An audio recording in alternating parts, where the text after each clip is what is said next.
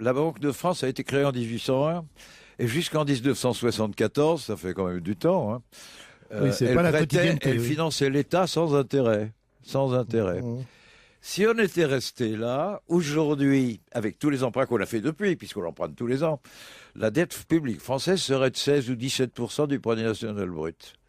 Mais en 1974, on a eu une loi stupéfiante, qui s'appelle la loi bancaire, qui a interdit à l'État de se financer sans intérêt auprès de la Banque de France et qui a obligé notre État, nous faisions comme les Allemands, tout le monde, c'était un peu la mode, c'était une façon de penser.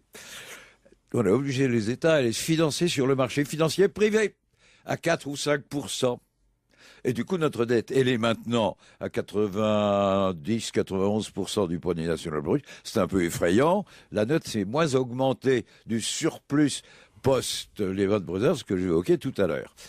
Ce qui veut donc dire d'abord que l'humanité a vécu quelques siècles en se finançant à l'œil et sans avoir de crise de la dette souveraine. Ça donne des idées tout de même.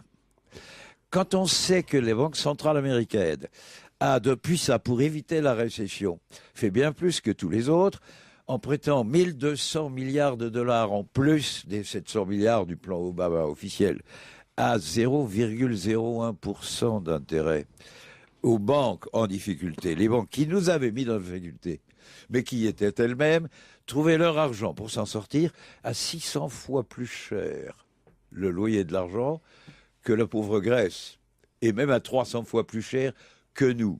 Qu'est-ce que c'est que ce jeu imbécile?